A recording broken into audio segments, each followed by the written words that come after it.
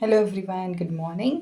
तो आज हम देखने वाले हैं इंग्लिश का एक important topic that is idioms. See we all know idioms is a very important topic because English के सेशन में बहुत सारे इडियम्स पूछते हैं और हम इन्हें ऑल टुगेदर सब कुछ एक साथ नहीं पढ़ सकते, right. So every day you have to keep on practising. At least आप 10 से शुरुआत करो, okay. Per day if you do at least 10 idioms ना, तो देखो 30 डेज में आपके 30 × 10 यानी 300 इडियम्स हो रहे हैं, right. See that is the difference, right. सिर्फ एक दिन में 10 इडियम्स ही तो करने हैं and that too with revision, okay. So this is how you complete it, okay. It's a ocean, you have to complete it. हम आज इडियम्स को अच्छी तरह से ट्रिक्स के साथ पढ़ेंगे। I will just show you how we are going to study. See देखो, अभी आप पिक्चर्स ऐसे रिलेट करके पढ़ोगे ना, तो आपको एग्जामिनेशन हॉल में ऐसे पिक्चर दिमाग में आएगा, ओके। फॉर एग्जाम्पल ये फर्स्ट वाला इडियम लिख लो। क्या है इसमें? Looking for a needle in a haystack, ठीक है। तो इसका आप एक पिक्चर, ये हुआ उसका पिक्चर, राइट। कि एक बड़े से घास के कूड़े के ऊपर आपको उसके अंदर एक सुई ढूंढनी है। तो ये कोई लॉजिक बन रहा है, राइट। तो यहाँ पे आप इस पर्टिकुलर इडियम का मतलब क्या समझ सकते हो कि डूइंग समथिंग इम्पॉसिबल, यानी इस बड़ी से घास के ढेर में से आपको एक सुई ढूंढनी है, ओके। तो वो एक नेक्स्ट टू इम्पॉसिबल टास्क हो गया, right. So that is what is being explain through this idiom, ठीक है। तो देखो, आपको ये वाला इडियम पढ़ के फिर सीधा ये वाला पिक्चर इमेजिन करना है and I am damn sure आपको मिल जाएगा आंसर, राइट। बिकॉज ये वाला टास्क क्या है? Doing something next to impossible, okay. So in the same way we will be covering एटलीस्ट 20 इडियम्स फॉर टुडे, ओके। ऐसे ऐसे करके बहुत सारे इडियम्स हमें कवर अप करने हैं and then we will be doing it one by one, okay. Next is left out in the cold. This is the second idiom, ठीक है। तो left out in the cold यानी सर्दी हो रही है। ये सब ऐसे ग्रुप बना के बड़े खड़े हुए हैं, बट इसको ऐसे पीछे छोड़ दिया, ठीक है। Left out in the cold. अभी ये जो कोल्ड और ये जो वार्म होता है ना, इनके दो मीनिंग होते हैं, ओके। कोल्ड यानी कि नेगेटिव टर्म्स हो जाता है और वार्म यानी पॉजिटिव टर्म्स हो जाता है। Let me explain you at the very end. मैंने एक स्लाइड इंक्लूड करके रखा है and that we are not going to bother it now. Left out in the cold यानी कि टू बी इग्नोर। देखो ये सब ग्रुप बना के खड़े हैं, इस बेचारे को इग्नोर कर रहे हैं, okay. So left out in the cold, cold का मीनिंग ही क्या है? नेगेटिव टर्म्स में हो रहा है, right. So that is the meaning of it, okay. तो देखो, हम वार्म का मीनिंग, जैसे हम गुड मॉर्निंग, अ वेरी वार्म गुड मॉर्निंग, तो एक पॉजिटिव टर्म्स में होता है, राइट। तो वार्म का मीनिंग हमेशा पॉजिटिव टर्म्स में होता है, cold is always in negative terms, okay. अभी नेक्स्ट होता है प्लेइंग विथ फायर। ये है थर्ड इडियम, राइट। तो देखो, आग के साथ मस्ती करोगे तो क्या होगा? बहुत बड़ा रिस्क है obviously. So it's very dangerous to play with fire, okay.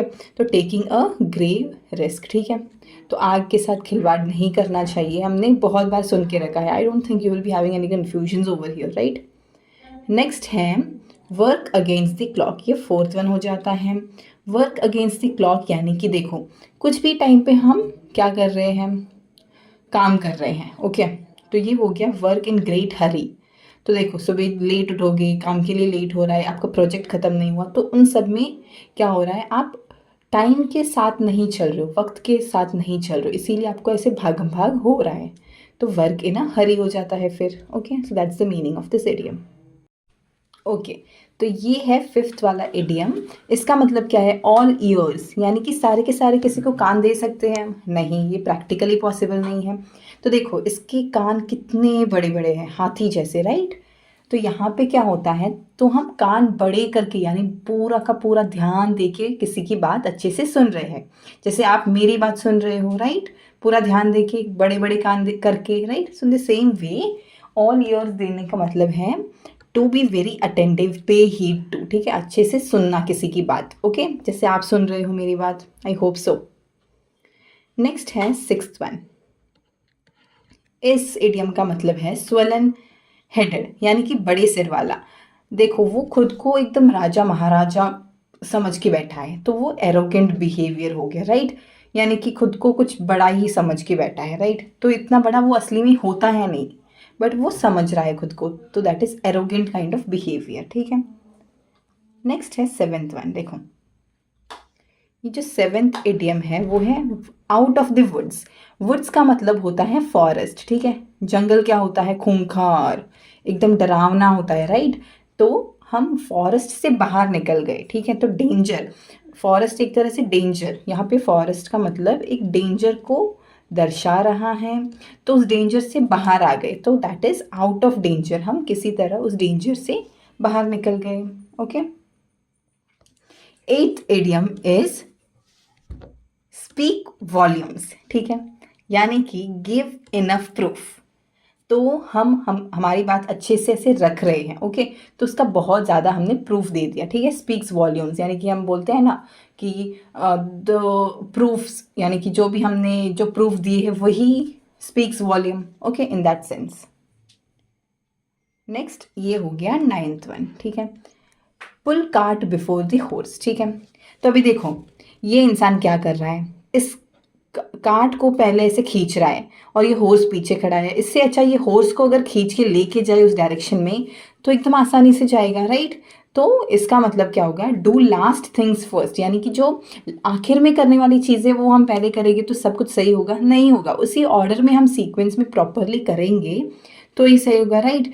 जैसे कि आप एसएससी की प्रिपरेशन कर रहे हो, आप डायरेक्ट मैथ्स के शॉर्ट ट्रिक्स समझोगे बिना कॉन्सेप्ट समझे तो वो सही होगा? नहीं होगा। तो हम लास्ट वाली जो चीज़ें होती हैं वो हम फर्स्ट करेंगे तो it's not going to help you in any sense, okay. तो देखो pull cart before the horse, ठीक है। ये घोड़ा गाड़ी है, पहले घोड़े को खींचो और गाड़ी पीछे पीछे अपने आप आएगी। इन द सेम वे मैथ्स के एसएससी में आपको कॉन्सेप्ट अच्छे से समझना है, फिर ट्रिक्स अपने आप समझ में आ जाएगी, ओके। नेक्स्ट ये है 10th वन। 10th वन क्या है? ब्लो हिज टॉप, ठीक है। अभी देखो इसके सर के ऊपर आग लगी हुई है, ठीक है। टू बी वेरी एंग्री, यानी मेरा सर फटे जा रहा है गुस्से से। सी हाउ इजी, बहुत सारे इंग्लिश के इडियम्स आप हिंदी में कन्वर्ट कर दो ना, सेम मीनिंग आता है, ओके। बिकॉज हम डेली लाइफ में ये यूज़ करेंगे। अभी 11th वन हो गया क्या? वॉक ऑन टाइट रोप। अभी बहुत ज़्यादा टाइट ऐसे रस्सी बंधी हुई है, उसके ऊपर आपको चलना होगा तो आप बहुत आराम आराम से ध्यान ध्यान से संभल कर चलोगे, राइट। तो to be very cautious, right. If you have seen people, वो जो गरीब लोग रोड पे वो सर्कस काइंड ऑफ थिंग्स करते हैं, वो ऐसे ऊपर चलते हैं, राइट, रोप के ऊपर, रस्सी के ऊपर, तो वो वेरी कॉशियसली करते हैं। They are very cautious about that, okay. This is I guess 12th one, right, okay. तो 12th इडियम क्या है? थ्रू थिक एंड थिन, ठीक है। यानी कि बहुत सारी, चाहे सुख हो या चाहे दुख हो, वो गाना है ना, उसी तरह चाहे सुख हो चाहे दुख हो, उसी तरह आपके फ्रेंड आपके दोनों टाइम में आपको काम आ रहे हैं, तो that is under all circumstances, okay. तो थ्रू थिक एंड थिन यानी कि दुख में भी साथ हैं और सुख में भी साथ हैं, ओके। नेक्स्ट हो गया 13 वन। एंडेड इन स्मोक, यानी कि आपकी पूरी मेहनत ऐसे क्या हो गई? स्मोक हो गई, धुआं धुआं हो गई, कुछ भी नहीं, रिजल्ट कुछ भी नहीं निकला, ओके। यील्डिंग नो रिजल्ट, ठीक है। यानी जो भी मेहनत की थी वो ऐसे धुआं बन के चली गई, उसका कोई रिजल्ट ही नहीं आया, okay. So that is the meaning of ended in smoke, ठीक है। नेक्स्ट है 14th one. Keep the wolf from the door, ठीक है। अभी देखो आपके पास बहुत सारा खाना है और ये वुल्फ ने अगर इस खाने को देख लिया तो क्या होगा? पूरा का पूरा ये खाना खा जाएगा। तो इस वुल्फ को दरवाजे से बाहर ही रखो, ओके। तो यहाँ पे क्या हो गया? इसका मीनिंग होता है अवॉइड स्टारवेशन, यानी कि भूखमरी पे जाने से पहले आपको ये अवॉइड करना है, right. Otherwise you will starve and die, okay. Avoid extreme poverty हो जाता है, मैनेज बेसिक सर्वाइवल, ये सारे मीनिंग्स हो जाते हैं, राइट। अभी smelt, this is 15th one, right. Smelt a rat और फिशी, यानी डिटेक्टेड समथिंग रॉन्ग। हम बोलते हैं ना दाल में कुछ तो काला है, यानी कि कुछ तो गड़बड़ी है यहाँ पे। Fishy, something fishy, something smelt a rat, ठीक है। तो इसका मतलब हो गया क्या? डिटेक्टेड समथिंग रॉन्ग, कुछ तो गड़बड़ी है यहाँ पे, ओके। नेक्स्ट हो गया 16th इडियम।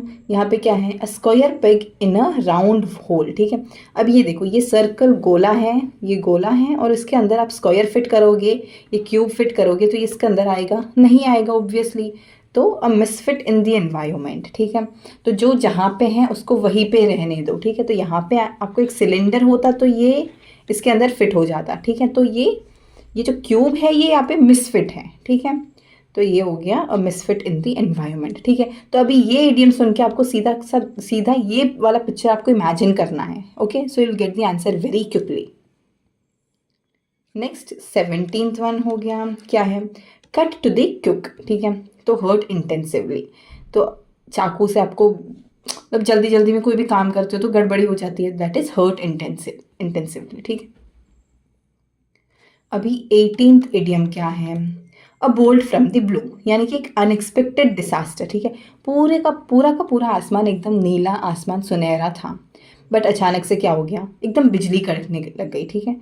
तो ये एकदम अनएक्सपेक्टेड था, एक अनएक्सपेक्टेड डिसास्टर, राइट। जैसे कोविड-19, किसने एक्सपेक्ट किया था ऐसी कोई महामारी आएगी। So that was a bolt from blue, okay. In that situation we use like that, okay. Next 19th one क्या है, अ विंडफॉल, ठीक है। विंडफॉल यानी कि अनएक्सपेक्टेड सक्सेस या फिर जैकपॉट, ठीक है।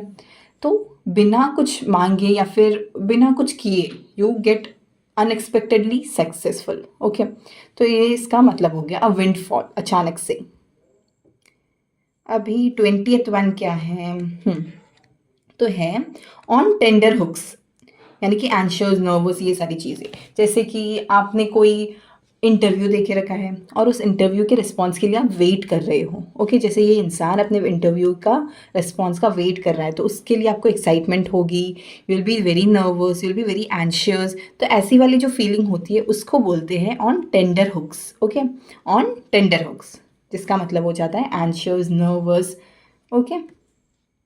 नेक्स्ट, ओके, ठीक है। वो लास्ट वाला आइडियम था। अभी मैंने जो स्टार्टिंग में बोला था, कोल्ड का मतलब नेगेटिव सेंस में होता है और वार्म का मतलब पॉजिटिव सेंस में होता है। जैसे कि a very warm good morning to everyone, ठीक है। या फिर हमने जो स्टार्टिंग में जो इडियम पढ़ा था, left out in the cold, ठीक है, यानी कि उसको इग्नोर कर दिया, तो उसमें कोल्ड का मीनिंग ऐसे नेगेटिव टर्म्स में आया था, right. So that is the difference between cold and warm in the sense when we talk about idioms, okay. So that is all about idioms. Hope this was a very interesting session.